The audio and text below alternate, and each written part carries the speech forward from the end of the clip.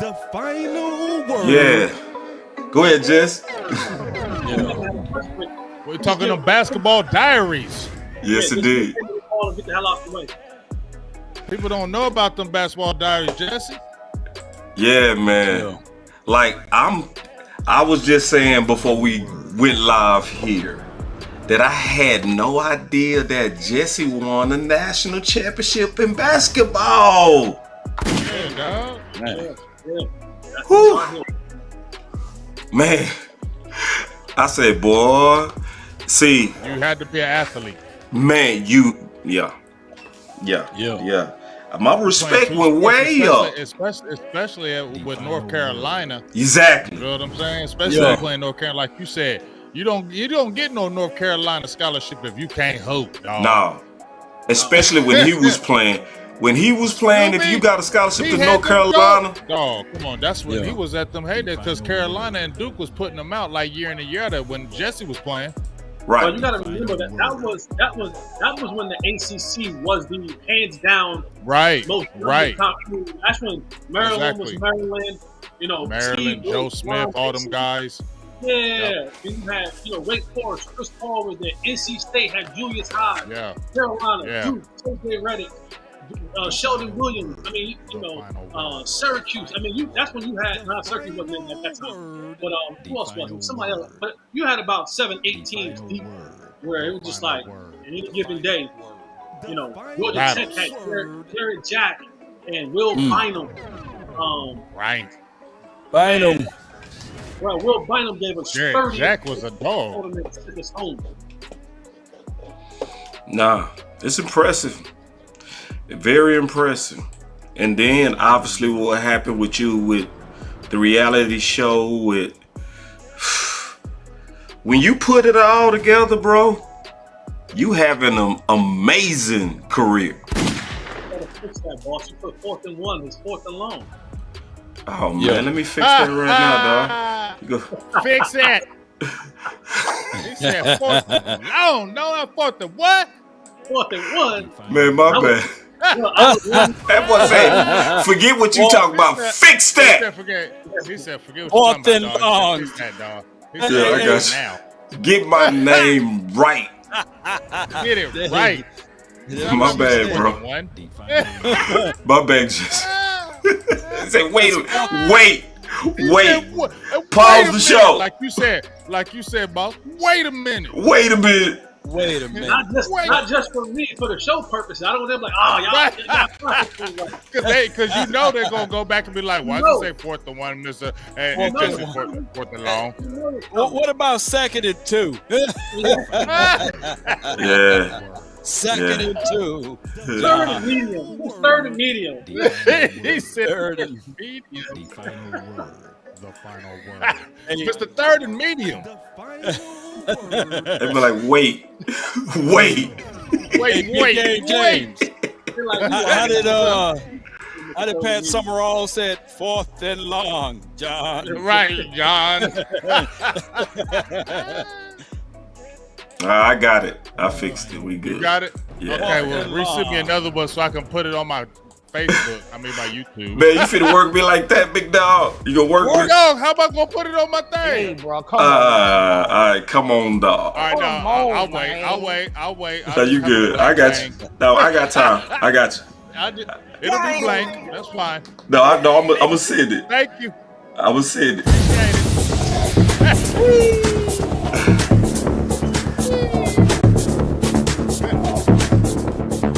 Literally, people do that every time I do. I just wanna run it up. Let's go. Can I check or something? I've been really in the field, let up. I've been really in the field, let her rush, I let her feel. Lately, I just wanna run it up. Don't need no deals, I make the deal. Have to take it to a meal. Lately, I just wanna run it up. Kinda check a song. Lately I just wanna run it up. Count that too, count it up. Lately I just wanna run it up. Need them ones, I need them fives. Need them tens, I need that change. To the safe, got blues inside. Green to pace, it's all the same. I still save and roll my change. Take some losses when I play, charge it to the game. I'm with L, yeah, I'm with T Black, I'm with Reverend now. I'm with Bay, yeah, I'm with Jay, yeah, I'm with Chuck and now. Still the same, not switching sides, now it's about loyalty. You switch sides off for the bag, and that's worth more to me. I mix Nike with designer, I experiment. You just rock what's on the shelf, and I'm not feeling it. Search for the one, but baby girl, it's nothing real as this. Can't trust a soul, I keep it him or call it too legit. Yeah. I've been really in the field, love the rush, I love the feel. Lately, I just wanna run it up. Alright. So we got the man himself in the building, Mr. Jesse Holly, man. And I think we got you right this time. Let's see if I got it right. Did I get it right? Yeah. Here we go. Alright, there we go. Forgive me for that. I was moving fast. Forgive me for that. And that ain't too funny, big. Don't laugh at me too hard. Okay. All right, I won't. All right, we're gonna start with what's hot. And then obviously we're gonna start with you, Jesse. We wanna definitely hear from you on this because this is hot, right? So we wanna start with what's going on with the running backs, and we seeing them speaking out, right? So you see Derrick Henry coming out, which I'm glad the big boy is coming out, right? Yeah. So first, let's just start with you and your thoughts on what's going on with this war at running back. Yeah, these boys better learn how to backpedal. So all my high school I'm gonna learn how to backpedal. I mean, that's just, no. I mean, here's the deal. What teams have realized now, when you talk about being in a salary cap league, and a good portion of that money is going to the quarterback. Then you talk about going to the receiver. Then you talk about going to the left tackle, defensive end, defensive back. And so there's only but so much of the pie to spread around. So now you have to start looking at where can I cut the cost, right? This is a business at the end of the day, right? We have to separate ourselves from fandom, from podcasters, and put ourselves in a business format. And what position wears down the fastest? Let's use our former running back, for example, Ezekiel Elliott. He was a 450 yard, 50 attempt toucher at the Ohio State University, not counting receptions. And so you do, because the NFL say that you have to do at least 3 years in college, and college coaches don't really give a damn about players because all they're worried about is, winning games, getting their bowl games, getting their bonuses, so on and so forth. So now you have a guy in Zeke who had 3 years of probably 600 and something touches. So by the time he got to the league, this is a guy who has had a ton of miles on his body. So now when he comes in, you go from having that in a college level, big time level, to now coming into the league where you're getting wore down even more because you go from playing a 10, 11, 12, maybe 13 game season to now you're playing an 18 game season with the big boys, right? With the best of the best. So the human body can only take so much. So when you talk about a business situation is, what is the position that we look at that is worn down the fastest and that we can get more of them in a short amount of time and it not affect our overall product and what we want to do offensively that much? It's the running back position. So you begin to trim the fat from those guys, and then you look over what it's been in the National Football League and in the Super Bowl, that no Super Bowl winner has had, has led the league in rushing or whatever it may be since like Emmitt Smith that's won a Super Bowl. So all the numbers and things begin to look at and go, all right, if I'm an owner and I have a salary cap and I have to make this thing work, where can I trim the fat? And now it comes to the running backs, and it sucks, but those are the guys who, when you talk about that window, right? The NFL is not for long. When does that tread begin to wear out on those tires?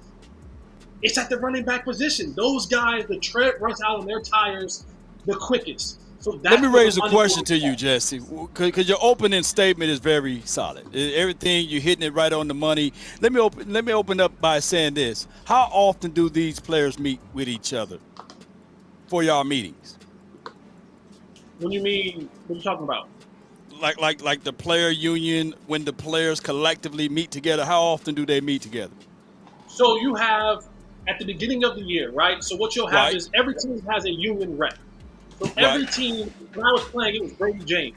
So at the beginning of the year, Brady would call a meeting. Not everybody would even show to that meeting, right? Right. Especially the vet guys. They were like, "Oh yeah, we're already in." So guys would show up, and then guys like Brady James would say, "All right, guys, here's what we're looking at. Hey, make sure you put money into your your matching whatever your 401k and Correct. and they get this information." And then they may have another meeting. I mean, you may get 2 or 3 in a year, and most of the time you don't have your full team or collection of guys in those meetings. A lot of the vet guys like, yeah, been there, done that, heard this, heard that, and then they go out the door. It only comes when these situations, because I was also part of a lockout season. It only Right. comes then when it begins to impact your bread. Now everybody's full attention, right? Well, let me say this. This is the reason why I asked you that, because these owners, 32 of them, they are not billionaires by mistake. They meet up every quarter and they talk about the decision makers that they're going to do with these particular players down the line. And Right. the only way that they can get in front of this, Jesse, believe it or not, is for those guys in the CBA to get in front of it with the running back room. I think that they need a specialized salary cap just for them, because they are utilized different. Not one size fit all with these players because of their lifespan is different. Running back lifespan is the average of 3 years. A quarterback can go 10 or more. So they need to have a different collective bargaining agreement with those players. And you can't get ahead of 32 billionaires just by meeting how they are meeting. On top of that, you got 63 players on per team, right? 63 players. So those 63 players, even if the starting players not wanting to get out there and play, right? Those guys, the 10 guys that's on the practice squad would say, shoot, give me that opportunity. I would play for peanuts. So there will be somebody that will be willing to cross the line. So that's the only reason why this type of product or this type of results don't happen in basketball, because you don't have 63 individuals, right? Correct. So Correct. I think that this will be a situation that these owners, the 32 billionaires, not by mistake, will always be ahead of them. And by their crying and stuff like that, they will already say, hey, we let you smoke your weed. We give y'all this and that. You know, you said that you want to have less practicing. You know, we give you that, and we still got an extra game out of you, and we still want more and more out of you, you know? So the NFL owners are playing chess while the players are playing checkers. I think you hit it exactly on the head. It is so difficult. It is so difficult. And again, as a player who's a part of a lockout, to get 65, let's say 65 times 32 to all agree. It's just not going to happen. You can't get 65 guys to agree in the locker room, let alone 65 guys to agree across the league. So that's always going to be to the owner's advantage, is that they, and it's collusion a lot of the times, but they get together and they say, here's what we are going to do. And here's how we're going to make the most money, keep the most money, and continue to be the most profitable. And that's the one common denominator that they all have. Now, what you do in your collective, stadiums and how you do that thing, that's one thing. Mm-hmm. But as far as how the collective pot, they all agree on the collective pot because they're all eating from that. It's hard to, you don't see any quarterbacks coming out right now and saying, oh, we need to do something for the running backs. Quarterbacks like, hell no, we about to no way. Don't give a damn about that. You don't see the receivers, anyone else saying it, because that's just how it works. You like, yeah, that's my guy, but I ain't messing up my bread because your bread not right. My bread's straight. I'm good. I'm a quarterback. I'm gonna get, if I'm a top 15 quarterback in the league, I'm gonna get $35 million a year plus. If I'm a top 10 quarterback, I'm gonna get 45. If I'm a top 5, 6, 7 quarterback, I'm gonna get $50 million a year. So He ain't lying. How can a running back get? The more for me. I'm gonna make it work whatever said running back is there or not. That's my dude, that's my guy. But that's the thing. The same thing with receivers and tackles and all that other stuff.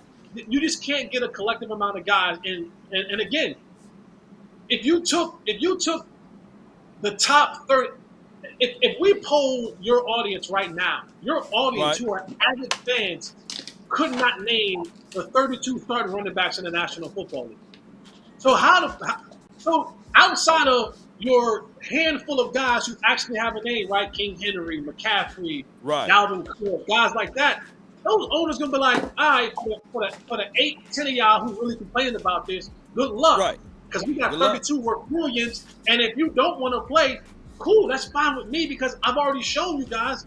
I'm gonna go get 3 guys for $6 million and just divvy the work up between those guys. So they're like I said, they're stuck between a rock and a hard place. The best thing that they can do CBA wise is probably do running back contracts.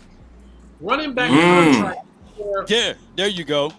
Running back contracts, so now you get a new deal. So when you become a rookie in the league, this is where they wear you down, right? 4 years, 14, 16, 17 million dollars when you come into the league as a rookie. Now you have to make it to CBA. Hey, now for running backs, it's a 2-year deal. It's a 2-year deal, and then they get to re-up after the 2 years to kind of give them to give the ownership to say, okay, well, now they maybe got 4 more good years. Maybe we can get a little more money then. And then for the player to be able to come back to the table before that tread wears out on their bodies. Because, again, remember, you still have to do 3 years in college. Yeah. It's not like the NBA. It's not like you're coming in the youthfulness of your life when you're 18, 19 years old. You still got to go do 3 years in college. And unless you are, unless you're not getting touched, 3 years of a Bijan Robinson who's been toting the rock every single year for 400, 500, 600 carries is wear and tear on your body. So that goes into what you have to deal with now on the next level, where 3 years and then 4 more years, that's 7 years of wear and tear. The human body just can't take that kind of ground and pound from that position. Woo-wee. That's a tough thing. I mean, I feel what you're saying, Jesse. They better learn how to backpedal, baby. They better learn how to go get to 100 million. Hey, Play safety. If you play running back, you need to learn how to backpedal. Oh. Yeah. I mean, it's tough, dog. I mean, when you look at it, because it's like a no-win situation. But that franchise tag, it seems like it's been the death of players. That's what they tried to negotiate in there a long time ago, and this feels like that franchise tag, that 1-year deal, to me just seems like the death for players, because it's a way for me to see like the owners or the team to just be like, we're going to fleece you, especially the running backs, because you saw what Josh Jacobs did. Tony Pollard gets the same 1-year deal as Josh Jacobs, and Josh Jacobs had 2,000 total yards from scrimmage. Oh my! So he gets the same type of deal of a Tony Pollard. You feel what I'm saying? So that's where the frustration is, I can see from the running backs. But as you said, and as we talked about, there's a ton of running backs. That's a position that's very fluid. That's a replaceable position. You can see it even in college. You can replace it very easy, and these owners and these coaches and these teams see that. And if you keep on having continued success, going to Super Bowls, and you don't have a first-round running back and you have a 6th round or a 7th round, you think these teams are going to be like, oh, hold on, we're going to pay these guys this? No, they're going to keep on looking at what's the trend and what's going to happen, because it's a copycat league. Like Jesse said, I think it's going to be a situation. I think they had already talked about this, Jesse. Quote, I don't know if I'm for sure, but they were already talking about doing separate contracts already a couple of years ago, but they haven't put in fruition because the running backs were already talking and complaining about it, much like they did with the rookie salary cap when rookies were coming in automatically making $50-60 million a year, and the older players were already frustrated when quarterbacks, remember when quarterbacks, Sam Bradford, them guys were coming in, never touched the ball, and were making more than the veterans, and they changed that whole rookie scale so it could be one way. I think they do the same type of thing for the running backs maybe down the line, because that's the only way it's going to change, because any other way it's not going to work. Average greed shall and conquer us all. Because reason being is, Jesse, man, we good people, man. But we ain't turning down $10 million, you know. That's just the bottom line. And Tony Pollard, it would be hard-pressed for me to tell the brother, man, turn down that $10 million. And the money will always He wasn't going to get it nowhere, though, things. So that's why he had to take it, Law. That's why he had to take it. He wasn't going to get it. And he knew, just like when they were talking about they weren't, they didn't come to a deal. We all knew Tony Pollard wasn't getting a multi-year deal. He's 26 years old. They were going to play Dallas. What was DeMarco Murray? 26, they let him go. Ezekiel Elliott, 26, let him go. Tony Pollard, 26. You think they're going to sign him on a multi-year deal after they let those other guys go? This was a one-year rental, and I feel like they replace him next year. That's just the way the running back position goes. Yeah, he wasn't going to turn down, and he was coming off an injury, so he didn't really have a window to throw it out of. At that point, it was like, let me take this $10 million and have this life-changing money because it's guaranteed, and go about my business and hope I can kind of nickel and dime myself these next couple of years and get, $2 million here, $3 million here, and at the end of it all, I come home with, hopefully $20 million at the end of my career. One of the awful things that you talked about, Big Game, was it not necessarily was that first year of the franchise tag. What's killing players is in the new deal they've allowed that second year franchise tag. That's the killer, right? Because if I can do 1 year at $10 million and then don't have to worry about, going out and then getting franchised again, that's really what's hurting all the players across the board is that second year. And to Law's point, when you talk about those 32 brilliant billionaire owners, they're not going to just give you something without them getting something of equal value or greater in return. So if they're looking at a new CBA where the contracts are 2 years, they're going to say, so what about that 18th game we talked about? And what about that 19th game we talked about? It's going to come. It's going to come with some extenuating services. They're not going to give you something where you gain or the player gains some significant financial advantage, and they don't gain anything. They don't work in that any way, shape, or form. They'll tell you that this is a family, but it ain't no family. You don't have the same last name as them. They don't care about you. You're a useful commodity, and when we're done using you up, there's a draft that happens every single spring. I will find the next X, Y, and Z player to replace you. That is why they pay Will McClay the big bucks. He sits in his office all day long, scouring the country, conferences after conferences, leagues after leagues, coast after coast, saying, I need to find the next X, Y, and Z player that's cheaper, younger, and hopefully better than what I have right now. Jesse, I got to jump in here real quick. Go ahead. Because, Jesse, I honestly feel like this is very, very stat nerdy, right? Because you made an excellent point, especially when you start talking about the lifespan of running backs. Nobody can fight that case. That's a logical business case. I think the problem with this is this philosophy doesn't make room enough for the exception to the rule. So when you get that guy that's a gore, right? Even though they don't come along that often, right? Right. You miss those. And sometimes the gore types, right? They can help put you over a hump if you're a contender team. So it's so like philosophy driven that I don't think a lot of these owners are genius about this, because now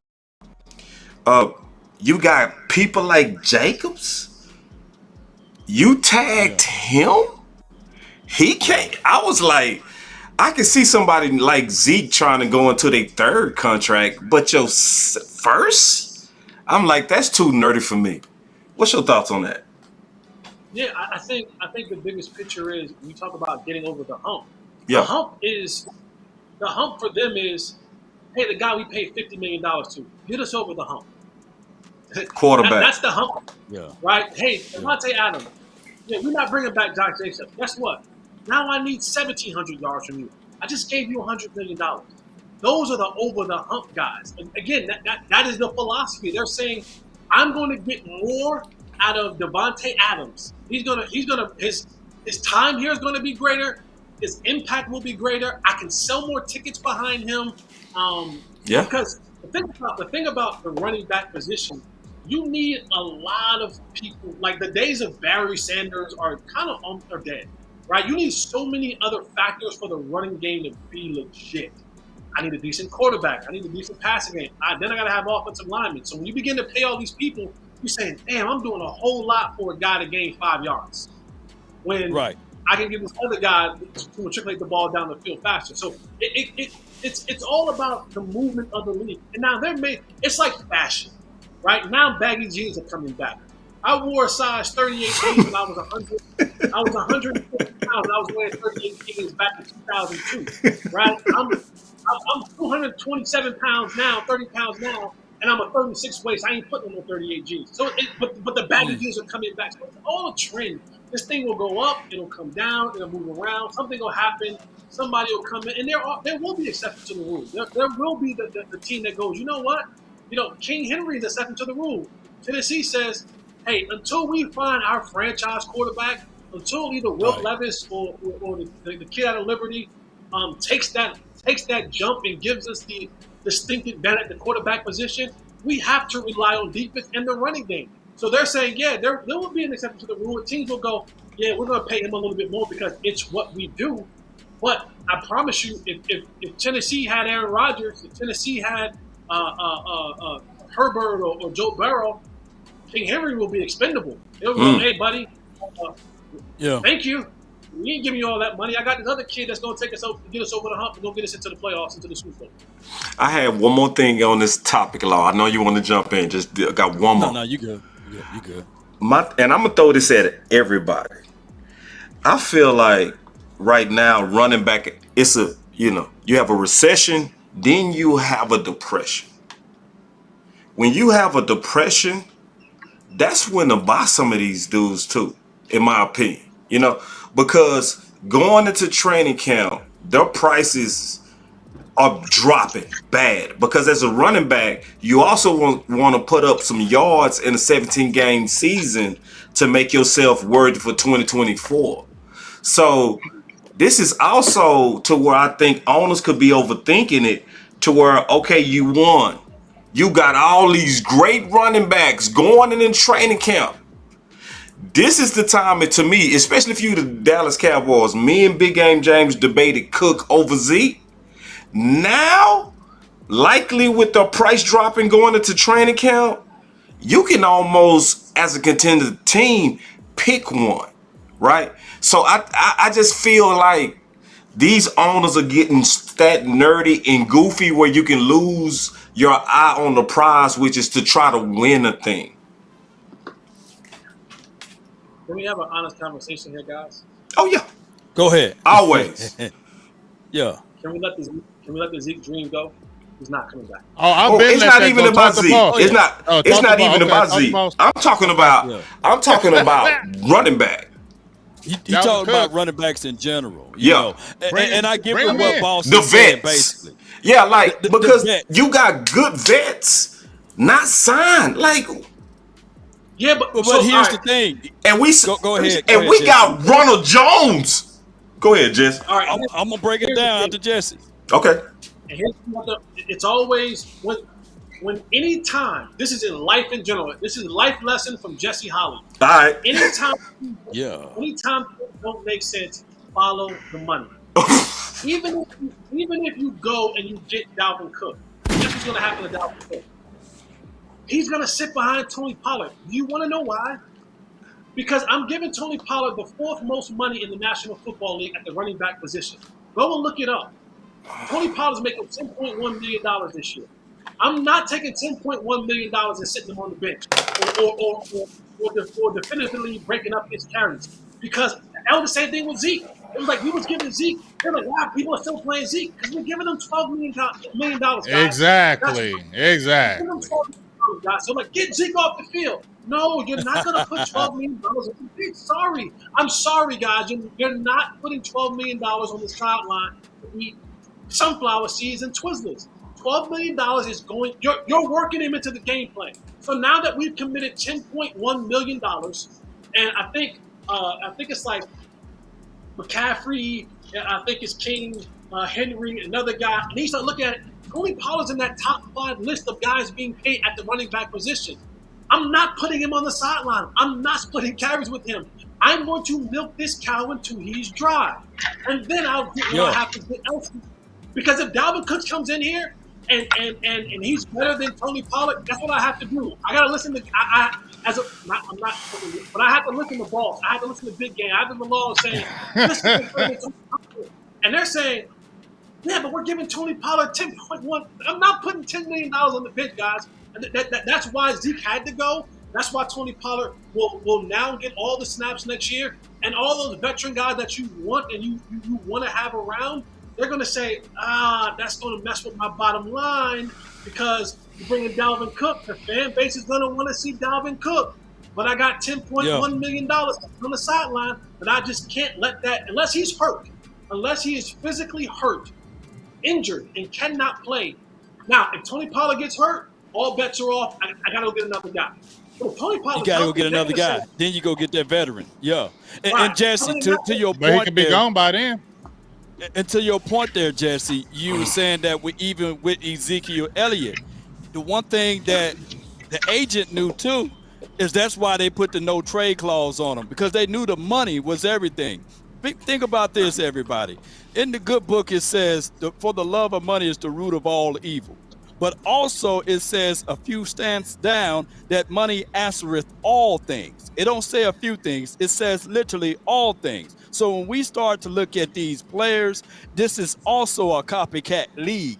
And the NFL, everybody, mama, uncle, cousin, looked at what the Kansas City Chiefs just did with Isaiah. And they sitting there saying, well, we may have an Isaiah on this roster, right? By the name of Deuce Vaughn or whoever. It could be Rojo, who they paying peanuts to right now. So they're looking at it, how they can get low, right? Buy low and sell high. So they hoping that RJ or Rojo, or they hoping that Malik Davis, Deuce Vaughn, or the other kid, Rico Didell, they hoping that those boys can perform up to a level that they don't have to pay Tony Pollard for a long term. That's just how it is. They're not going to pay Tony Pollard. Law, they're not paying Tony Pollard long term. They're not paying Tony Pollard long term. That's what I'm saying. That's why they hoping for those boys. Now if Tony Pollard put up 1,400 yards, 12 touchdowns still not paying him long independently term by himself, shoot, they're going to put that franchise tag back on him again. Probably and here's a question, though, guys. Here's a question, and this is a question that I haven't had anybody really adequately answer for me. What do you do if Tony Pollard is injured and you're not getting productivity out of Ronald Jones? And number two, what do you? Here's the second part. What do you do if Ronald Jones is not productive and his best years are behind him? It's going to be the inside of the gap B and A inside runner, because I don't believe Tony Pollard is that guy for 20 to 25 carries a game. If you do that to him, he will get injured. So what are the answers to those questions? That's what's on my mind. Who you asking? I'm asking anybody who wants to answer. No, because I need to put the camera on him, big dog. Anybody want to? I'll start. Right. Let's take you, Holly. Go ahead. This is why they paid Will McClay so much money. The answer is if he doesn't, if they don't, then it's Will McClay's job to go find one of those veteran running backs. Or then you go to your quarterback and you say, hey, we're not getting productivity for the running back game. So Mike McCarthy, you have to devise a team. This is when you talk about the complete package of an NFL offense or defense. If we're not getting productivity from a certain area, Will McClay, your new job now is to find me a back that can come in here and give me some productivity, and we're not paying a lot of money for him. So do your job. Is why we pay you all this money and give you all this praise. Mike McCarthy, you have to find a new way for us to win football games by hook or by crook. And then you say, all right, guys, next man up, Rico, Malik Davis, or whoever that next guy is. You have to find ways to get it done, or you have to change the way you're doing business. That's the nature of it. That you either adapt or you die. And if you and you can't find the question that you are having, then guess what? Mike McCarthy, see you later. You're not the guy who we thought you was. Brian Schottenheimer, see you later. You ain't the guy who we thought we was. Dak Prescott, you wanted that extra money, right? You want that new long-term deal? See ya. You're not the guy who we thought about. This is what the business of football comes down to. If I don't have an answer for it, and if I can't find an answer from the guy that I paid $5 million to, Will McClay, who's probably making close to $1 million a year, whatever the OC is, and then it comes back to my soon-to-be $50 million quarterback. If you guys collectively can't find an answer to the question that we're having or the issue that we're having, then I need to make changes with you guys as well. That's why you hire those guys. That's why you have these people on board. This is why you regarded Will McClay as such high prestige because of the ability to find players. This is why you say Dak is your franchise quarterback. This is why we brought Mike McCarthy in because of his offensive genius. That is the answer to the question. If the ifs happen in the backfield when Tony Pollard gets injured or Ronald Jones not productive or if Malik Davis isn't what he is or Rico isn't what he is or Deuce, whatever those guys are, if you can't find an answer to it, then you guys have to be replaced as well. Hold on. Give him to him. That boy good. That boy's good. That boy's good. All right, here we go. Now, you know, because this is the thing. We talked about this tag, right? And I actually hate the philosophy of playing a guy because he was paid. I hate it. But it happens. I agree. You know, I know you like it's reality, but I'm just being honest. I hate it because in a perfect world, I would want the guy who looked like he's showing a progression, regardless of his payroll, to actually play. But the reality of how people, they can be reverse cheap, so they a lot of times make their mistake, in my opinion. But this is the thing I want to throw out there, in my opinion. When I look at a lot of these owners, right, or even the Dallas Cowboys, the tag's supposed to be working for them. I think they losing from the tag. I think they greatly losing, especially when the tag, for everybody that knows how the tag works, dollar for dollar, it's gonna come out of that current year's cap. So they put $31 million on Dak for 5 games. They lost on that. Then they paid Schultz $10 million and cut him the next year. They lost on that. Now you just you tag Pollard and he now one of the highest paid. It's like, boss, you know that he was never going to get a deal though. We all knew Tony Pollard was never going to deal. Like everybody on this panel can't say we all knew when Ezekiel Elliott was about to go with the money. We knew Tony Pollard was going to get franchise tagged. We knew he was going to sign the tag. We also know that he's only going to get that 1-year deal, and it's going to be over no matter what kind of numbers he gets. He's going to be 27 years old. They're going to look at that, and they're going to be like, we're good. And this is the evaluation of the Malik Davis, the R. Jones, or Deuce Vaughn. This is their evaluation of him. If y'all can do a little bit for us this year, we're going to go ahead and take care of you. And look at all those guys that they have. Deuce Vaughn, what? 6th round? Malik Davis. Undrafted, Rico Dowdell. Undrafted, Jones. Picked up off the sand lot. All those guys, look at them, all cheap and half of them weren't even drafted. So that's just the way the law is going. And I don't know where it's ever going to change as far as that running back position. You saw Bijan Robinson, but you see the back and forth. All these running backs, people just don't want to even touch a running back really before round 2. Big. You know what I smell? Oh my gosh, man! Come on. I smell. I don't think the Cowboys lost on the tag. They didn't lose that. The Cowboys, remember a couple of years ago, it was Jason Garrett was saying something about losing the team on Sunday, and I remember telling people, he never lost the team on Sunday. He lost the team on Monday, and Tuesday, and Wednesday, and Thursday, and Friday. The Cowboys aren't losing the tag. They're losing because they're bad gamblers. Because you could have got back for $25 million a year, and you thought about it, and you said, well, give me 1 more year. And then he got better. And he got better. And he was like, damn, now I'm stuck. Right? Same thing with Schultz. He lost. If you wanted to give him a deal a couple years ago, you could have. If you wanted to give Tony Pollard a deal 2 years ago because that was going to be your future, you could have said then when Tony Pollard was really making pennies, you could have said, listen, Tony, you're backing up Zeke. He's probably going to be our running back for the future or whatever, blah, blah, blah, blah, blah. Hey, we're going to give you a 4-year deal worth $12 million. We're going to give that's you true. $6 million, $7 million guaranteed. I promise you, he would have broke his finger jumping and getting the pin so fast trying to sign that. And he would have long term. So the Cowboys have stopped themselves in the foot with their inability to gamble properly or to see the future properly from see the future properly. Yeah. Because if you had taken Tony Pollard 2 years ago and said, listen, TP, I got a 4-year, $12 million deal for you, $15 million deal for you, $8 million guaranteed, and you can work up. Bro, he was making a couple $100,000. Of course he would have taken it, without a shadow of a doubt. But now you find yourself on the back end where you say, Neek's not what he is anymore. And now what do we do at running back? And your team, the Cowboys have done this to themselves where they're good enough to always give you that hope of, could this be our year? Is it our year? So I can't afford to lose any of these pieces because of the continuity of, man, we might be close. We might be a player too. And if I lose Tony Pollard, how far that it sets us back? Okay, give him the franchise tag. Now you 10.1 in the hole, and now you got to deal with that for the next year. But hey, Jesse, this is what they do. Though, just I was gonna say Go ahead, that they just do this out of a philosophy.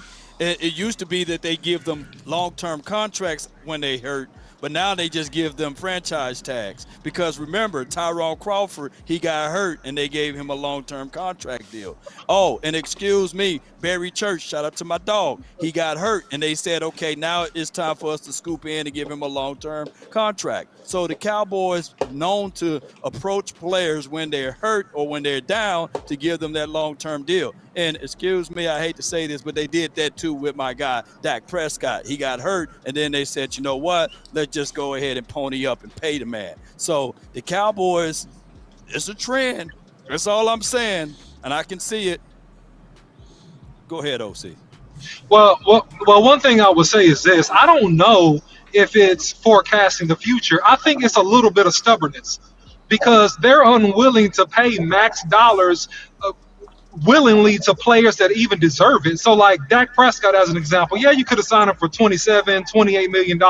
You also could have done that to Zeke, after his second and 2.5 years. You could have signed him early. You could have did it to Tony Pollard, to your point, Holly. I just think the Cowboys have a philosophy that they're going to make you prove it to the bloody end, and it ends up always hurting the Cowboys in some type of way financially. I really wish that the Cowboys would have the Patriot way. So the Patriot way is that they would sign you early.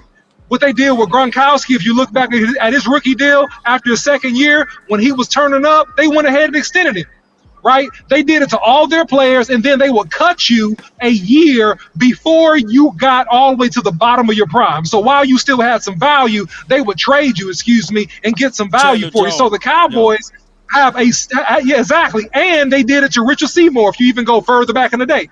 Right? So the Cowboys have a philosophy that is really weird, and I think it's stubborn. That's my opinion. Great observation, man. Man, they paid Gronk and Aaron Hernandez in that same year. Right. Yep. Hey, were you there? Were you there, Holly? I was there. See, I want to talk about New England too. Now, this is the thing. Jesse is not just Mr. Fourth and Long. Jesse also got signed to another team. It's not just reality TV that people wanted him, right? So, I was looking at this article, right, about you. I'm going to pull it up real quick and show it. But it was highlighting, obviously, your road and kind of what you went through. But one of the things it brought up is when you looked at the New England playbook, you called it Japanese or something like that. Yeah. Right? Yeah. So what I want to ask you, as a former NFL receiver, did they run option routes at New England? Oh. Yes. well, here's what the option route is different. The option routes in New England was different than what I run in Dallas. Okay. And while I said it was Japanese was because here's what the Patriots get you in their offense is the Patriots will run the same play in 7 different formations. So what the Patriots do is they say, how can I get the matchup that I want? How can I get Gronk on a linebacker? How can I get Gronk on a safety? How can I get Julian Edelman or Wes Welker in space? And they'll say, okay, If I run this particular concept, then I get the matchup that I want. Well, now all they would do is, again, if you go back and if you watch New England sets, they run the same plays. They have a core set of plays that they will run, no lie. I'm not making this up. 9 different ways. And they'll do it to get the matchup that they want. They'll do it to get every single time, okay, third down, I want to get Julian Edelman on the safety. Okay, well, how I would run it with Gronk. I'll just put Julian Edelman in that position. That's why you have to be so intelligent to play at New England, is because you have to know as a receiver what it looks like from the tight end position, because you're going to run that route from there. And because that's the matchup that you want to get. So it's an option, but it's a different type of option route than what I read in Dallas. Excuse the computer second. That's my dog wanting to be on. Nah, you good. Appreciate the game. Appreciate the game. And in the route from New England, this is what made them so dynamic. Was you would have a change of route mid-route. This is why New England never really looked at, were you the most athletic, were you the biggest, the tallest, the fastest. New England always wanted to know, were you intelligent enough? And I'm not knocking any players on the Cowboys whatsoever or any other players. But New England always wanted to know, are you intelligent enough to make the adjustments on the run? And if you talk to anybody that's in the New England offense, they'll tell you it takes you a legit 2 years to be in that offense to fully understand it, because literally you could be in mid-route and they have an answer for when that safety is up in the single high safety, and then all of a sudden now mid-route it goes to middle of the field open 2 high safety. Yeah. You better know the adjustment right then and there. Because you bringing a good point up, because one of the coldest route runners I ever seen in my life, man, Chad Johnson. He went there and became pedestrian. And was that because of the fact that he had to do all of those things? Yeah, same thing with Reggie Wayne. Because Reggie Wayne, Chad Johnson, my guy Andrew Hawkins, when you're in another system, especially when you're the guy, right? Chad and Reggie Wayne, back in their prime, the X receiver was the guy. So everything was predicated on what the X receiver could do. And those offenses were bent around what their skill set was. In New England, it's not like that.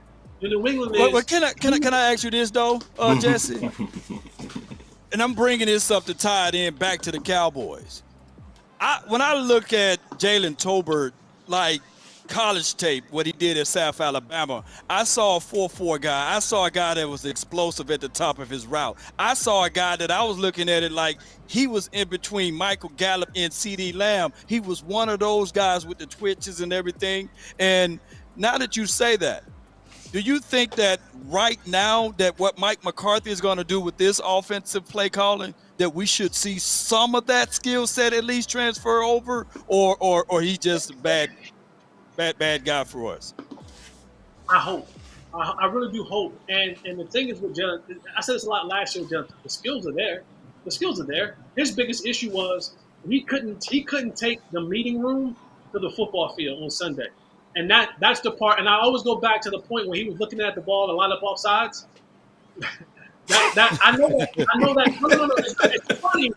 It's funny, but I know that feeling. Yeah. When you get into the game and your mind is racing 1,000 miles a minute, and you hear the play in the huddle, and you're trying to figure out what you got, and the defense is moving, and Dak is screaming, the defense is screaming, the crowd is screaming, and you're saying, "Wait, did Dak check it? What do I?" And you're looking in, and you're saying, "Wait, what do I have? What's going on?" All right, no. Before it was because in college, what happens is Jalen Tolbert gets in the huddle in college, and they go Domino Pizza right. Right. That's the play call. Domino Pizza right. Yeah, that's it. And now he gets the NFL huddle, and they go, all right, here we go, guys. 11 personnel, jet sweep right, 365, Ringo, Tango, Max, check on one, check the black. And now you go, wait, what? Mm-hmm. What does that mean? Yeah. And so it was just hard for him to translate, from what he was used to in college to what he had to use to in the NFL. But my hope is that Mike McCarthy, and let me say this, back to what New England did. New England was very special with, when I sat down and talked with Bill Belichick. Bill Belichick says, here's what I need you to do, Jesse Holly? And he gave me a list of things. He said, can you do that? I said, yes. He said, if you can't, you won't be here. If you can't do it at a high level, you won't be here. So Bill is always saying, I'm not going to put you in a box. I'm going to allow you to do the things that I think you can do. And hopefully that helps us bring success. If not, I'm going to find somebody else. And that's the thing that, most teams don't do. Like, all right, when you watch Wes Welker run underneath routes or seam routes, it was what he really did well. He understood leverage. He understood how to get open in tight spaces. That's why he ran the underneath route. That's why you had a guy like Brandon. What's Brandon? Who I was there with in New England, do certain things. In the Cowboys offense, the thing that hurt them the most, to me, which I hope is different with Mike McCarthy, is Kellen Moore, like Jason Garrett, was so stubborn in their ways. They ran a lot of man concept routes. Go back and look at the games that we really struggled in. Team just said, hey, we're going to play zone. We're going to play zone, and they're going to run this man-to-man route right to us. Yep. Sit on the routes. And they just sit there. They're saying, all right, you might complete now, but eventually I'm going to jump it and go back and watch the games that we lost. They was jumping routes, guys. Even the tip pass, guys were right there. Like, you go back to the Jacksonville game, like, even if Noah Brown catches the ball, he going to get his door knocked.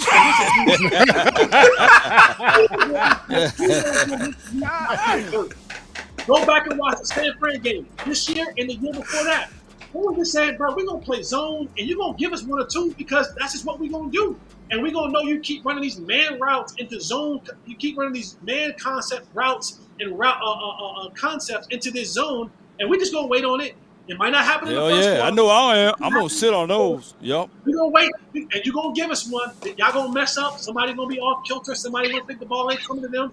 And that's where the mistakes begin to happen. So I'm hoping with this offense, with Mike McCarthy, he now utilizes those guys for their strengths, a la what Dan Quinn does defensively, where he's saying, I'm not going to keep guys out there long enough to get exposed.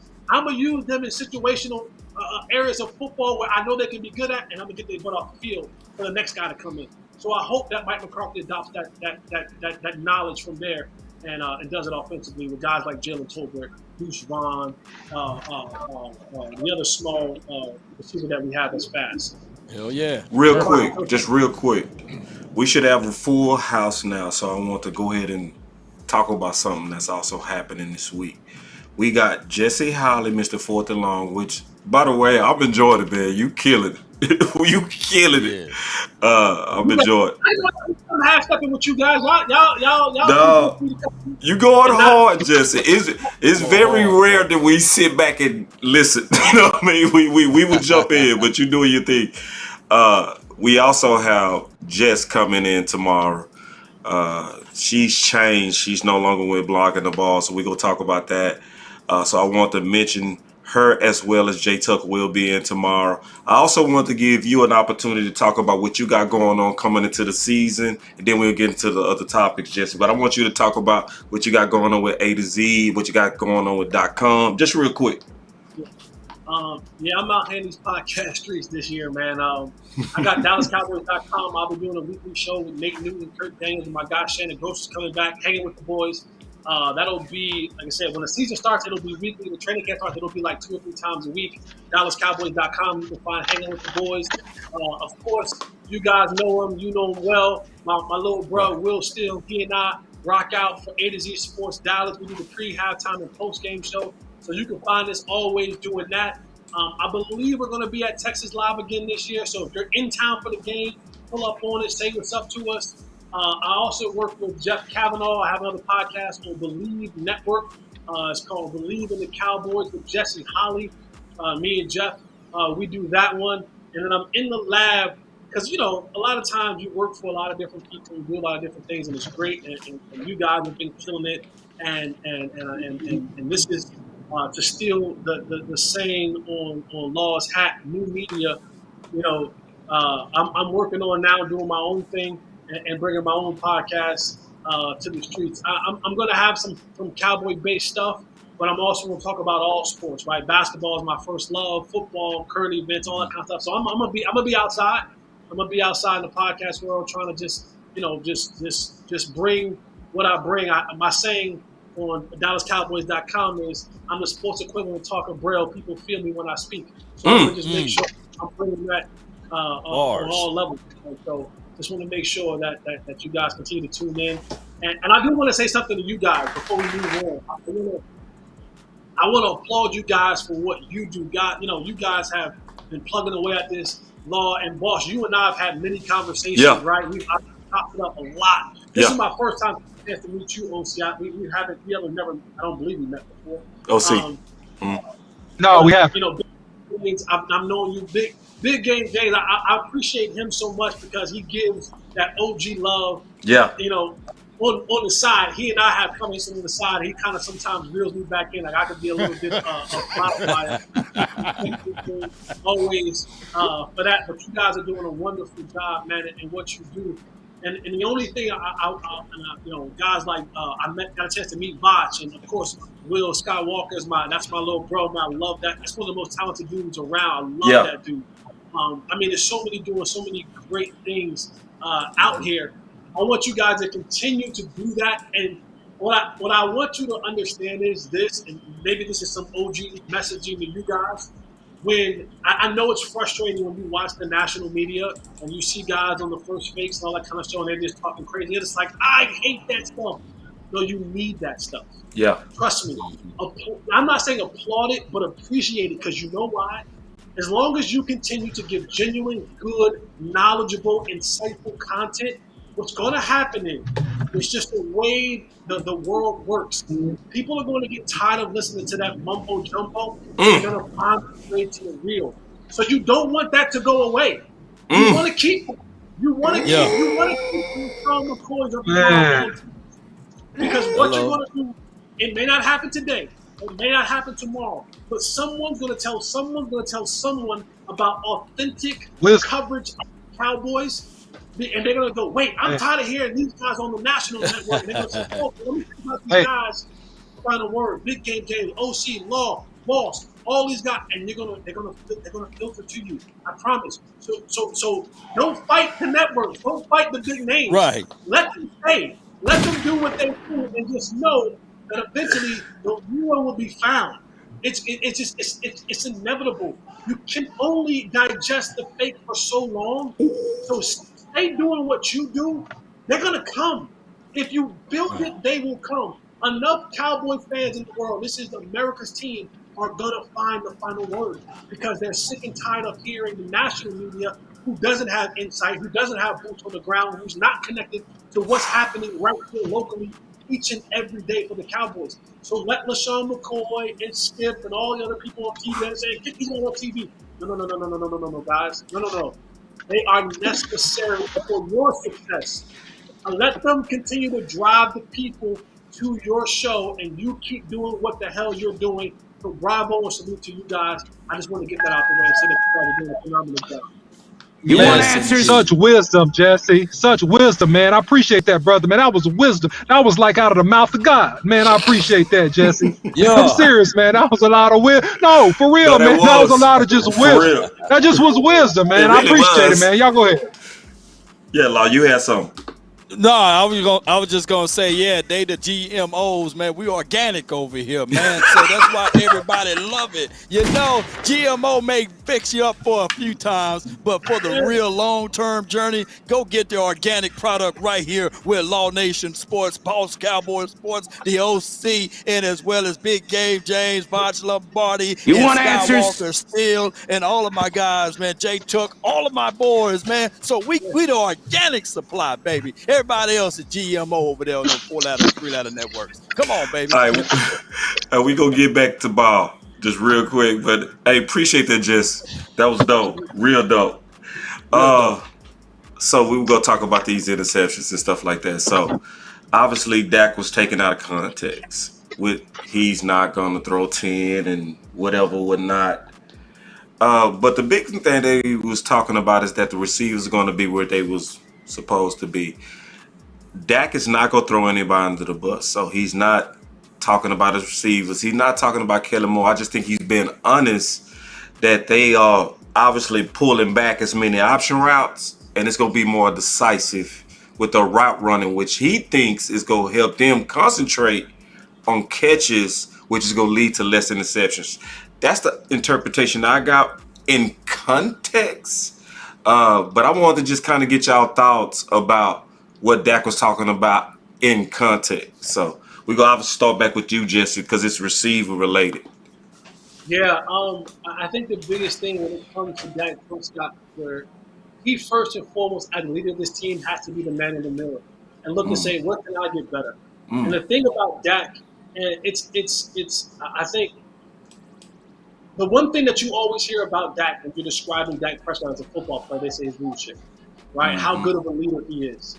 And when I look at Dak, and my brother Scott can tell you this, when we sit down and we watch football games, I often tell him, Dak will make a throw certain times in the game, and I go, I know that pass was completed, that ball shouldn't have went there. And what ends up happening is that when you do that often, you sometimes get enamored and thinking that you can go to that well again.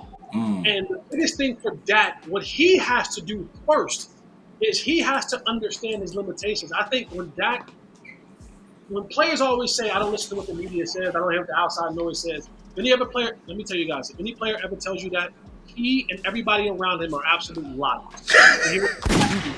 You're exactly like you think Dak don't hear what people are saying about him. And I think if there was one chink in Dak's armor is when Dak really officially became the quarterback of America's team, and I think it would be anybody. Dak wanted to remove that I'm a bus driver mentality. I'm a game manager mentality. They're paying me like the top tier quarterbacks, and the only way I get mentioned with the Rodgers and the Mahomes and the Herberts of the world is I now have to throw the football like them. And so you get into this situation where it's like now I have to be a gunslinger too. I have to make the narrow window throws too. I have to put the team on my back too. And the analogy that I used last season was if anybody has kids and put their kids on a bus to go to school, don't you want that bus driver to get your kids there safely and home safely? There's nothing wrong with being a bus driver. There's nothing wrong with that. If bus driving means I'm going to get my group of people to the destination safely and sound, that is a success. So be that. And it doesn't mean that you're bad. We've put this connotation of being a game manager or a bus driver into the negative box. Well, if it wins me football games and it takes me to a place of where I want to be, then be that. Football, honestly, when you look at it from a player's perspective, and you heard coaches say it before, it really do come down to about 3 or 4 plays a game. And you know why they gave Patrick Mahomes $500 million? Because in those 3 or 4 plays a game that Patrick Mahomes, he shows up in those 3 or 4 plays. It ain't the other 70 that they're worried about. I can get Matt Castle to come in and do the other 70. I can get other guys to come in. We watched this year. Who was the backup quarterback for the Cowboys? I'm drawing a blank. Cooper Rush. Cooper Rush. We watched Cooper Rush come in here and do the 70. It's what can you do when I need those 4 or 5 crucial plays in a football game. You don't know when they're going to come. You don't know how they're going to come. But you pay that guy to make those plays. So for Dak Prescott, he has to look at himself and says, how can I rein myself back in, right? Rein myself back in. And it's okay for me to take profit. It's okay for me to say, you know what? The check down was there. Go back and watch those interceptions. You're saying, you kind of forced that one in there. That one didn't have to go there. Take the profit, check it down, throw it to the smaller guy. Throw it to the shorter guy. And when you have a defense that's led by Michael Parsons that can get you the ball back, say, you know what, guys? It's okay to punt. It's okay to punt because that squad's going to give me the ball back. I don't have to press and force and put my way and my team in hurtful situations. So it starts with that first, with him realizing that he doesn't have the arm of Aaron Rodgers. He doesn't. He can't roll out left and be off platform and throw a dart to the sideline 40 yards down the field for a tight end on the rope that if it's 6 inches wider, he's out of bounds. If it's 6 inches inside, it's a pass deflected. He doesn't have that arm, and that's okay. But you have to play within the strength that you do have and maximize that and not try to be Aaron Rodgers. And then for the rest of those guys, it's, hey, when I go to you, CeeDee Lamb, I need you to be Devontae Adams in those 4 or 5 plays. I need you to be Justin Jefferson in those 4 or 5 plays. So that's the give and take between having that quarterback being where they need to be and having those other guys being where they need to be. You know, when you had Noah Brown out there, it's sometimes you got to say to yourself, I think it was you guys had Terrence Williams on the other day. Mm-hmm. Yeah. Yeah, that was Tony Romo. You got to be that guy and say, hey, don't run that route. Run this route and set it up. That's what you have to be going for your 8th or 9th year for Dak Prescott. You have to be that determining factor for your football team in those plays, those 4 or 5 plays in that football game that will determine the outcome of the game. No doubt. Man, you spit the truth on that one, man. Well, I'm gonna agree with that, but I'm gonna add a couple things. One thing I'm gonna add is what Brian Broaddus said when he was on the show. Remember when we were all talking about the DNA thing? Yep. And we were trying to find out what were you talking about.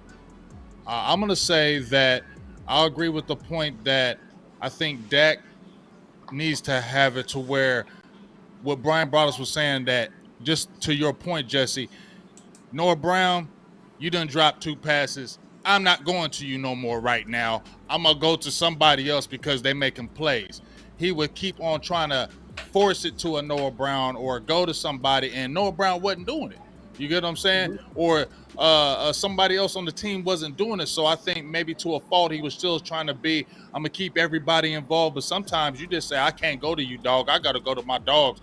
Go in this huddle. I'm throwing the ball to you, and you're going to make these plays. I might have to go to you 6 or 7 times in this drive and make that play. I can't go to a Noah Brown right now. I can't go to a Michael Gallup. He's hurt. He's not hitting that route. I can't do that. I might have to go underneath. So I think that's where he needs to be able to do that as well, be able to find those hot guys and kind of stay with it. And then also I think we got better receivers too, though, now. Last year we were playing on a half a deck. So I think that's going to help Dak too, is that you got a Brandon Cooks. I feel like you're going to have a healthier Michael Gallup. But if you're really saying it, what you just said, Jesse, about he trying to do too much because of the pressure of the people, I think that's very true, that he was trying to let everybody know. And I think the Cowboys were too, in my opinion. They were like, we paid you this money. We want to see you throw that ball. We paid you all this money. We don't want to see you throw 20 times. 15, 20 times game and hand it off. We just paid you a highest paid quarterback. Get out there and throw that ball and show us. And I think maybe they were on it too. He was feeling it, and I feel like the organization was doing it too, to prove, hey, we got a franchise quarterback. We need to throw this ball. And I think Kellen Moore may have had a hand in that, to say, well, we just paid this guy all this money. Let's show we can throw this ball. Because let's look at the 2020 season. Dog was averaging like what?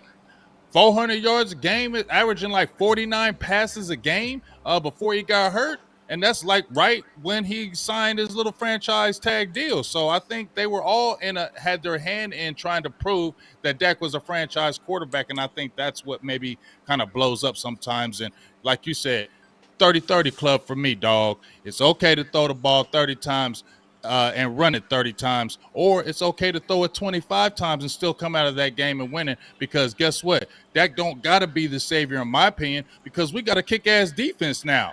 If we didn't have that kick-ass defense, then I feel like it would be more pressure for him to throw that ball. We got that defense now. So it, to me, should be a less pressure on him to go out there and say, I got to make every play, because you can rest on his defense now. Hey, I love being a Cowboy. Big game, James. Game changer.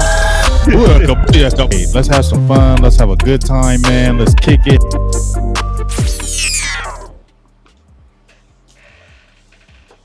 Yeah, man. I think that, man. I mean, at the end of the day, man, with the Dallas Cowboys, man, it's going to be about consistency and decision making. And I think that on either side of the ball, whatever route concepts you have in place with the West Coast offense and whatever you're going to do defensively. I mean, I feel like the defense is going to be great. I feel like we're going to be a top 5 defense as long as we don't have turnovers and as long as we don't have a lot of sudden change stuff where they get short arrests and things like that. But as long as we're just responsible with the play calling, and I think that Mike McCarthy and Brian Schottenheimer, they're going to be that this year for the Cowboys. They're going to be extremely responsible. They're going to run when we should run. They're going to throw when we should pass the ball, and they're going to mix it up and take advantage of matchups. And I feel like if we do that and we're just sound, we're going to be okay. We got the pieces. We got enough talent to go very, very deep. And in my opinion, that's exactly what they're going to do. I think overall they're going to be sound. Dak Prescott is going to go back to being more what he was his first couple of years, playing more complementary football and being more of a play action quarterback. Rolling out to his right in particular is where he does extremely well, and winning with good throws with one-on-one receivers. No doubt, no doubt. When we look at all of these things with Dak Prescott, we still want him to step up. And a lot of people say, well, Law, you're a Dak Prescott apologist. No. I think that the team need to play complementary football. And one thing that we need to see more out of Dak Prescott is to have the FU attitude. When you see that person drop that ball that you perfectly placed, never look to them again. Because that is what exactly this guy would say. To talk about a playmaker, that's a playmaker. He made the play. You see, when Troy was out there, and he knew that he had to go with Michael Irvin. Everybody knew that Michael Irvin was going to be the guy to go get that ball, right? So if Troy tried to throw it to another guy and he dropped that ball, look, Mike going to be like, hey, what the world is going on here? And on top of that, when you start thinking about the other quarterbacks that's in the National Football League, like the Pat Mahomes, everybody, mama, uncle, cousin know that Travis Kelce is going to get that ball because that's his bread and butter. Even if you look at Joe Burrows, everybody know Chase is going to get that ball. And for small shades of degree, even last year with Jalen Hurts, everybody knew that A.J. Brown was going to get the ball. So the Dak Prescott heading into the 2023 season need to find that guy that he know for sure that he's going to deliver that ball to, and it should be a guy that wear 88 on his chest, and that guy should be C.D. Lamb. He should have that chemistry with that guy, and everything should work his way out and play that complementary football. I think that it was like, 50-1 now? We only lost one game in the Cowboys' history when we were up against the Green Bay Packers because we refused to run the ball. We refused to keep the lead. So the Cowboys, I get it. Dak Prescott need to step it up into those degree and understand that he got to find his playmaker and continue to hit him. But on top of that, we need to play this complementary football and keep things steady. And slow and steady wins the race. Your point, Law. The difference between the 88 that you played, the audio that boss played, and the 88 that we have on this team right now, you're right. You're going to walk up to the sideline and say, hey, Troy, hey, listen, man, don't go over there no more. You come to me. I think C.D. Lamb's a little bit more reserved, a little bit more laid back. He kind of doesn't really blow up like that or really come to Dak with that type of energy. And the second thing is, you talk about Chase, when you talk about Travis Kelce, when you talk about Cooper Kupp, those guys, when you said, hey, I'm going to – Matthew Stafford won a Super Bowl. Odell Beckham is out. The game's on the line. Everybody in the mamas knew, hey, guys, they're going to Cooper Kupp. But you know what they had to their advantage? They had a guy that was saying, I'm going to line Cooper Kupp in so many different positions that you're not going to be able to key on him. That's what Andy Reid and Eric Bieniemy has done with a guy like Travis Kelce. That's what guys have done with Cincinnati with guys like Jamar Chase. That's the one thing that the Cowboys refuse to do a lot of times and the only time, and it was successful, people called it, when CD would come in motion and tuck the chain in, right? It was like, finally you give us something where we can identify what's actually happening. The Cowboys, a lot of times, they just line up. And when you just line up, you give the defense the advantage. Those other teams are saying, I'm going to put Travis Kelce in the backfield. I'm going to put him out wide. I'm going to put him in the post, a lot of in the short set. Because now you can't just guard them and you can't just get them up in that type of way. The Cowboys also have to get more creative in saying, yeah, we are going to 88. That's right. We're going to give it to them.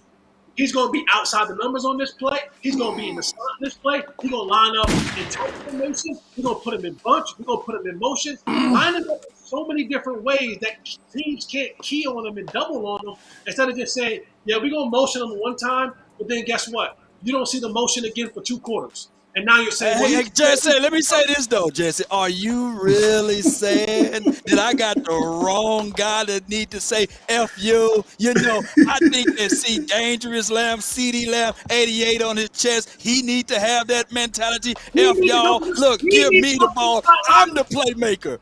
That's what you said. We need to get that out of him, this training camp there. We need to talk to that brother. He needs to go to the sideline and not be soft-spoken. Look at it back and be like, hey, bro. Hey, come on now!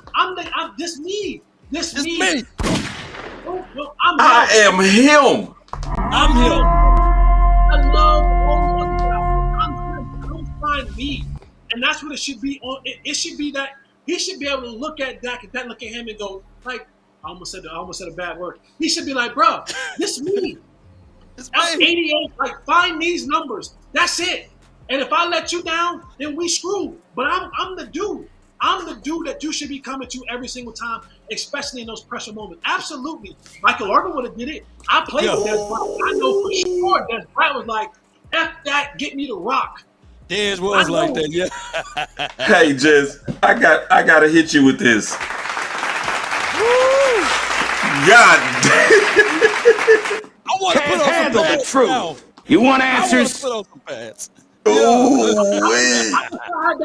wish I had that power when I was playing to be like, hey, dog, come to me. They would have told me to shut the hell up. That's fine. Like, Dez was like that.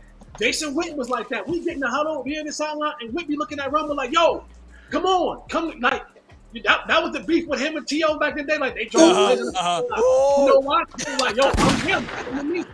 Hell yeah, CD. CD gotta be that. Who's like that right now on this team right now? Well, offensively? Nobody, huh? Yeah. Nobody. Offensively. Nobody. Zach Martin is the only one because I heard Zach Martin say some stuff, man. He can't do nothing about it, though. There ain't nobody like that who has like, Michael be like, yo, rush me. I'm going. Mike might just break the play down. But that goes back to Dak. See, leadership is not always this pretty thing of, hey, guys, come in. Let's go do a group outing. Let's go do breakfast. Leadership is not that. Leadership is going, yo, F this. CD, let's roll. And the rest of the guys, do what the hell you got to do. Give me some time because I'm going to CD. That's leadership too. But you know who used to be like that, Jesse? And the NFL took it away from him. I know he's no longer on the team, but I seen a young Zeke in 2017 pull his helmet off, run into the crowd and say, come on, get your stuff together. Let's go win. And they took that away from him when they did the whole scandal thing and suspended him for 6 games. But we need somebody similar to like that playmaker mentality. And hopefully it'll be somebody on his team that can wake up and do that. And I don't know who it would be, though, outside of Dak Prescott and maybe CD Lamb, but I don't see that out of them. I mean, look at the guys offensively. Tony Pollard, he's a soft-spoken guy. Yep. CD Lamb, soft-spoken guy. Facts. Michael Pollard, Brandon Cooks would probably. What about Brandon Cooks? Yeah, what about Brandon him? Cooks? He talks. Yeah. He talks. It's some. But it's soft-spoken. He got some of that. He got. But guys, let me just say something here, just real quick. You guys are going back in a place in a day and time when it was Jimmy Johnson as a head coach, and you had a young Jerry Jones as the owner. The culture of the Cowboys is different. If you too outspoken, they cut you, or they figure out a way to get rid of you. He said Jason Garrett. And so look, got a point. You got a point. Look, listen. Going back to Will McClay, Will McClay is the guy that said over a year ago, I got to find the right type of player that fits into the culture of the Cowboys in terms of how they like to operate. Listen, even Stephen Jones came out and said when a coach got rowdy, I believe it was the old defensive coach got rowdy. He said, that's not the Cowboys' way. We don't win. do that. He said worse. He said we don't want to win that way. It was worse. Right. So anytime you had somebody show some kahunas, show some intestinal manly fortitude, it was like, no, it's our brand. It's our brand. Don't mess up our brand. So I don't know. To be fair, OC. To I'm be fair, saying, look, OC, I I don't think want to that mess Tyler up. Smith and Tyron Steele is going to be those guys that get in the face. I think those are your face guys, but they're on the offensive line. I think Tyler Maybe Smith will be so, that but dude. yeah, Yeah, but but Law, look, what he's talking not from a about with diva. Just real quick, no, Big. go ahead. Not from a diva skill position ability. You haven't had that guy in years. Not from the quarterback position. Not from the running back position. Even Ezekiel Elliott is the team guy. Not from the tight end position, except for Witten because he was, adopted into the family, so to speak. So it's like, look, who do you have? And listen, is the culture? My question for Jesse is this, and this is for you, Jesse. Is the culture of the Cowboys okay to have that type of dog and for it to be okay? Yes, yes. But here's the thing: is that guy, because it's out there defensively. Michael Parsons, that guy. J. Ron Okay. Parsons, that guy. I mean, there's a lot of outspoken guys who are dogs on the defense side of the ball, and they accept it. Dan Quinn's that kind of guy. Wears his hat backwards, gets down in the dirt with the guys. Gets in the press conference and says what he wants, does what he wants. He has that ability to do so. So it's one of those things where if you are successful, and if you are the guy, now there's certain guys who can't do that, like the Jesse Hollies of the world. You shut the hell up. You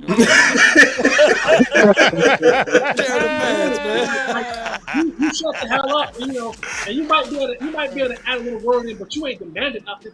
And even when Dez Bryant was doing it, it wasn't in a malicious way. The problem what happened with Dez is when his skills diminished and he wasn't able to put the performance with the mouth. See, right now, CeeDee Lamb is a guy who's in a position where his performance and his talent level is at such a level that they'll deal with whatever the tolerance is. And it doesn't have to be this, this diva type of mentality, but it has to be that mentality because you talk about the culture of the NFL. Like Travis Kelce yells at Patrick Mahomes on the sideline.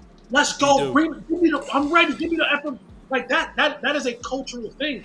And for the Cowboys, you see it. It's happening. I love when you hear the sideline. Our media team at DallasCowboys.com does a great job with the sounds of the sideline. They do. Defensively, they do it all the time. Michael Parsons is screaming all the time. Put me back in the game, Coach. I'm not going out. Put me, man. What?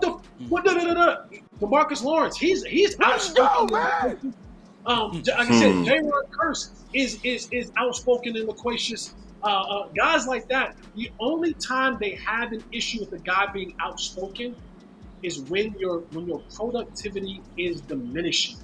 If your productivity is there, they don't tell Michael Parsons to shut up. They don't limit his vocal ability on the sideline. They don't limit any of that. They let those guys be dogs. And the thing about that when it comes to Dak Prescott and finding the right guys is what you have to understand is from the quarterback position, it's always protecting the quarterback. It's always protecting that dude. So you have to make sure the guy that you bring in, the thing that kind of worked with Dez and Tony was able to control Dez and understand. Like Tony was like, I had T.O. I was around Antonio Bryant. I was around guys that were way more aggressive than Dez. He understood Dez, so it wasn't affecting his play when Dez would get a little bit rowdy on the sideline. For Dak, he has to make sure that they have to make sure that is always protected because he is the most expensive dude on the field, and if he's off by any way, then they're off in a major way. So, but I mean, CeeDee. But then again, you're asking maybe a guy in CeeDee Lamb to do things that are not in his wheelhouse. Maybe CeeDee Jesse, Lamb can Dak do it though? Because I seen a little bit. He had a little effort attitude in Yeah. training camp one year. He definitely. Can That's he the keep that camera. intensity? Yeah, I mean, That's the damn camera. That was damn. Yeah, he did it for TV. Yeah, he did it for TV. Y'all know I it. don't think that was for TV, big. Come on, dog. They had them boom mics, bro. He know they was getting them, bro. We been to training camp, bro. They could have put the mic on us and we would have known it. Okay, but for real, just like what they did with Jason Garrett, we ain't never hear Jason Garrett cuss a lot.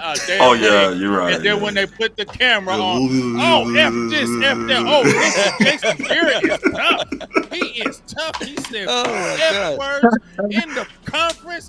I told you he was tough. Hey y'all.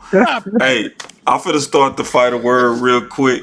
Stop that. So, first, I want to talk about what Jesse said before I get into the final word. The thing that I love that you said the whole show Yeah. was, why do people have a problem with game management? Yeah, that's good stuff. Oh, and cause Dak, when he's boring, I'm gonna say this. I'm gonna say it again. Boring Dak wins. Facts. When Dak protects the football, Yeah. and see, I listened. Yeah. I was listening close when Jess was speaking, and this is what he said. He said, "I'm with my little brother Skywalker, and it'd be times Dak will fit that ball, and it would work." But the receiver in Jesse will see it and say, "It worked, but he should have been safe." Like that is so underrated. Like, cause see, Bill Parcells said one of the most important things he looked for is a game manager. You know? So, Jesse, I just want to say that real quick in my final word, but I appreciated that comment. Great. The second thing I want to say about Jesse is I always tell a story when he when I was kind of getting my feet wet in podcasting and stuff like that. I met Jesse at SportsCon, right? So we chopping it up, and I asked him for advice. He gave me some epic advice about getting experience and all this kind of stuff, you know. But we was all networking. We was networking with hundreds of people, right? He don't know me from Adam. So then SportsCon was the next day. I go in, and Jesse Holly is on the mic, right, on the fan, doing his thing. So I'm walking by, and this is what impressed me, is he stopped me. He did me like this, you know? And I came over, and he shook my hand like, "What's up, man?" Now, it's thousands of people in SportsCon, you know? But just tries to remember everybody up in there. You know what I'm saying? Give him that one-on-one experience. Then I saw him at a game. Did the same thing. You know, while he was live, wasn't acting Hollywood, wasn't bigger than nobody, you know, just gave me some doubt. I'm just like you, big dog. So one of the things I want to say in my final words is that I always appreciate you, and I always will. The main thing that I appreciate about you, Jesse, is your authenticity. You're one of the most authentic people, period. And I don't know that from watching you on camera. I know that about watching you when you didn't know what I was gonna do this. You didn't know who I was, but you still just went out your way to make me feel special, you know? And that just told me a lot about you. And so some people, you know, they put on religion and stuff like that. Nah, I can really tell you really believe what you say, and you really try to live it. None of us is perfect, none of us. But I just appreciate the type of man you strive to be. That's my final word. That's good. Hey, I appreciate you jumping on here, Jesse. I got mad love for you, dog. I love the realness. You're hilarious. Like you said, I gotta always check your Twitter because you be going ham. I always gotta hit you up like, "Hey, dog, come on, man." That's why I love Jesse. Don't give a hell. I love it. I mean, to get in that DM like, "Hey, man, come on, dog. What we talking about?" He like, "You right." He like, "You right." Come on, man. And see, the thing about me is, the game has changed, and I respect the OG. So when the OG, you gotta be able to humble yourself and go. And when the OG say something to you, like he ain't saying that to you because he just feel like talking today. You know what I'm saying? Like there is something that in that says, "Hey, this one, not this time." And so I've always been keen to that, and I've always respected. Like even if sometimes I'm like, I'm like, man, that's my OG spoke that means something. So I'm always going to, you know, not bow down, but I'm always going to come to a humble position when an OG genuinely speaks to me, no matter what it is. I'm like, "Yo, you bugging." I'm like, "Man, OG said I'm bugging. All right, let me recalibrate. Let me check that out. Right, I am. OG didn't say that for no reason. And you gotta just eat that. Like, I respect that. And so I'm 40 years old. I ain't never too old for OG to check me and be like, yo, you funny. That ain't cool. That ain't, yo, relax. That ain't, don't go down that lane. I'm like, you know what? See something I ain't seeing. Let me check my rear view again. Let me check my side mirrors again, because he might be right. Oh yeah, all right. So I'm always. I don't care how old I am. When the OG speaks, I'm like, all right, I'm taking heed to that. Dope. Definitely. And just as we get ready for training camp, I don't know about y'all, but I have a hidden excitement. Yeah. It's not an outward excitement. I'm not jumping up and down, proclaiming everything. But deep inside, I do have a hidden excitement for this team because I feel like it's becoming one mind, one thought. That's kind of been my mantra for the last couple months. One mind, one thought. It feels like the team is becoming one mind, one thought. It just feels like everybody is on the same page. And I think that's what we've been talking about the last couple of years. Even Dak with his receivers being on the same page, not having tipped interception, not having bad plays. I think that they're becoming that. You see the group. You just saw the pictures with Dak and his receivers. They're getting close. I mean, I feel like I said this yesterday. Since I've been doing podcasting since 2017, I think this is the best receiver group as far as camaraderie, talent, and everything combined from me since 2017. I think this is the best group of when I look at it. And I have a lot of optimism when I see it from afar. And I see this defense, I see the coaching, I see them they liking each other. And I feel like, I don't want to say it's a special year, but what I do say is the chips are all in because it could be a lot different next year. So this is a huge year for the Dallas Cowboys, and that's my final word.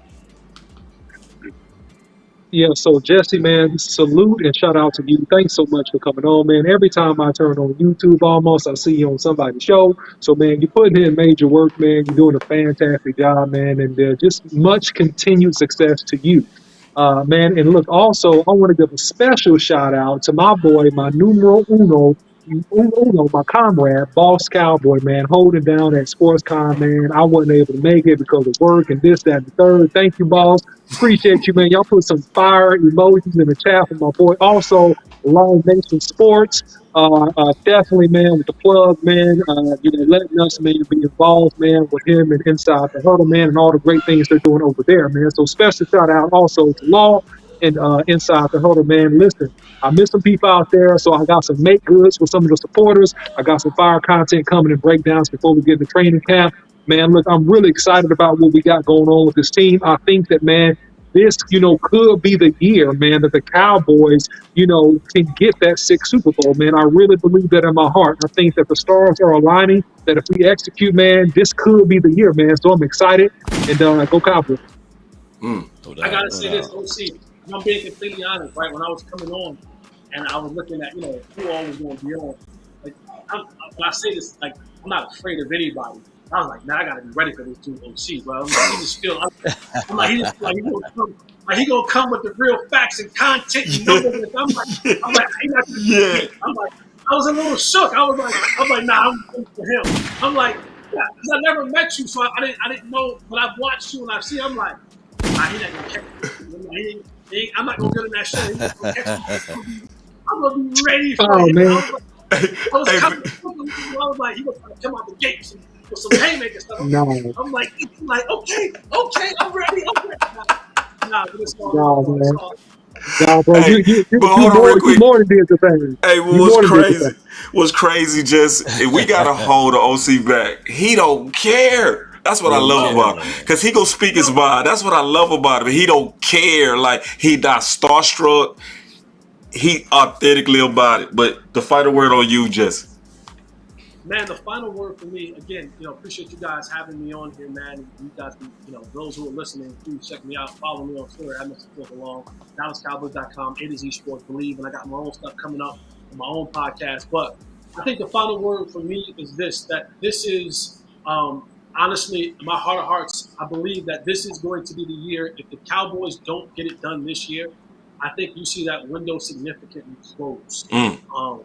Because there's going to be a major change. You're going to be changing OCs and head coaches and players getting a year older. And, and a lot of this, we can talk about this being a total team unit, and it is, and that matters. But at the end of the day, you know how it goes. You win and lose with the quarterback. And for Dak, if he doesn't figure out a way, and I don't care about preseason, you can ask Will. I say this all the time. I'm to the point now, I don't even care about regular season. If you can't get it when all chips are on the table in the playoffs, then that's where you make your hay for me. Because regular season is easy, right? Let me take that back. It's not easy. Regular season holds weight, and you have to go through it. But it's different when a team is solely focused on the thing that you do bad, and they want to expose it in the playoffs. And it seems the Cowboys, led by Dak Prescott, have gotten into the playoffs, whether it be him or the OC or the head coach or whatever it may be. Those are the moments in the game. If you want to be considered, if you want to be talked about being in that upper echelon of quarterbacks, in that top tier, right? And people will say, well, this and that and the third. If you win the playoffs, Coach Williams, Roy Williams, my basketball coach, said this to us when we were making our championship run. He said, if you want to be considered the greats, then go be great. But that takes you going to win the national championship. Because every time you walk into a gym and you got North Carolina written across your chest, you're going to get everyone's best. Every time you walk into a stadium with that star on your helmet, you're going to get everyone's best. Whether they're 1-5 or 5-1, you're going to get their best. And if you can't step up to the plate as the leader of this franchise and as a team and do it when it matters the most, then you aren't worth your weight in salt. And if you want to be considered as a great, if you want to go down as one of the best quarterbacks in the league and be in that upper echelon conversation, the playoffs, the regular season prepare you, the playoffs make you. And that's the thing the Cowboys have to be able to do that hump. So for me, this is on you, buddy. This is the time. You want to be in that conversation with the greats? You want to be talked about with the greats? You want to leave no doubt on the table? Get your team to where they need to get to. Do those 4 or 5 plays when it matters the most. Have that FU attitude. Have that real leadership and say, it ain't all this about getting guys together. That's great. That's good. It ain't all about saying the right things in the media. That's great. That's good. When it's on the time, when it's time, the game's on the line. I know people are going to say he has the most winning. No. Playoffs. That's when it matters. That's what matters. That's when you separate yourself from the pack. This is why we talk about guys like Patrick Mahomes in a different stratosphere than other guys. It ain't because he got a world championship arm. That's great. That's good. That's fun. But because when you get in the playoffs, you get to where you need to get to. You want to get in that conversation, get yourself to the Super Bowl, man, and you'll see things change for you dramatically. No doubt, man. Ooh, Jesse, man, with the fire. Thank you for building the bridge and allowing us to come over, Jesse.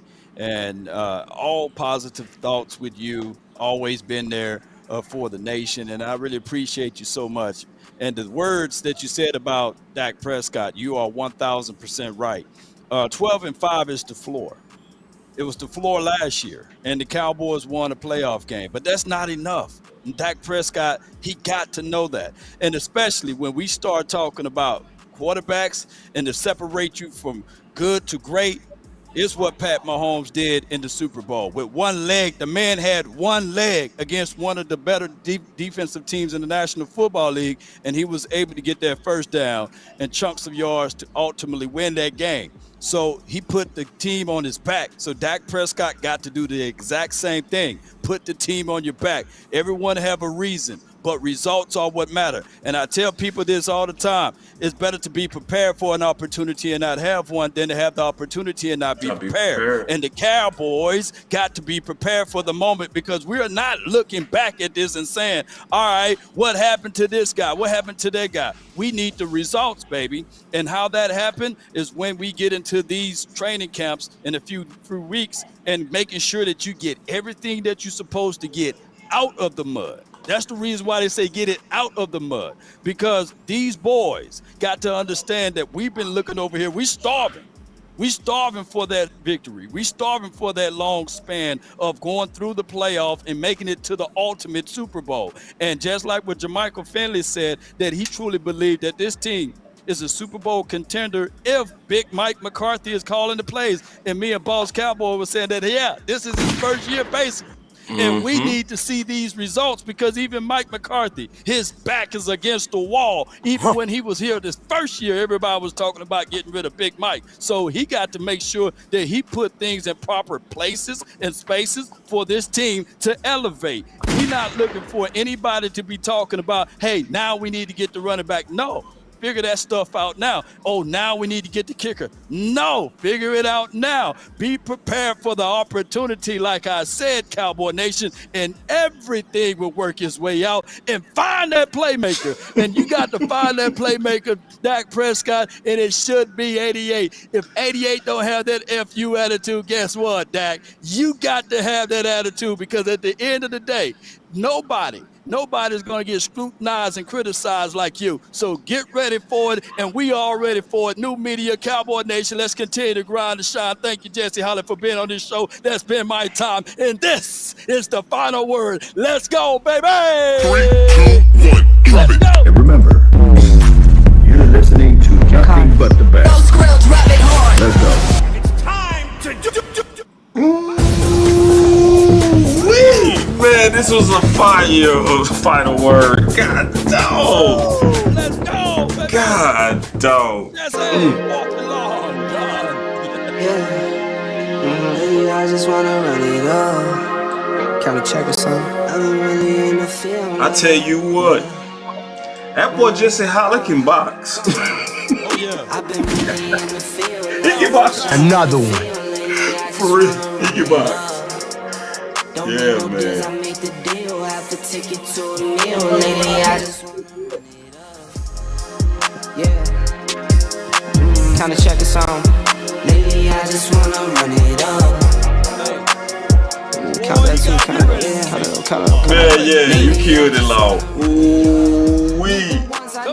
Another one. I need that change to the safe. Got blues inside. Greens and pinks, it's all the same. Yes, sir. Hustle, save and roll my change. Take some losses when I play. Charge Charge it. to the game. I'm with L, yeah, I'm with T Black, I'm with Rabbit now. I'm with Bay, yeah, I'm with J, yeah, I'm with Chuck and now. Still the same, not switching sides, now it's about loyalty. You switch sides off for the bag, and that's worth more to me. I mix Nike with designer, I experiment. You just rock what's on the shelf, and I'm not feeling it. Search for the one, but baby girl, there's nothing real as this. Can't trust a soul, I keep a hammer, call it too legit. I've been really in the field, love the rush, I love the feel. Lately, I just wanna run it up.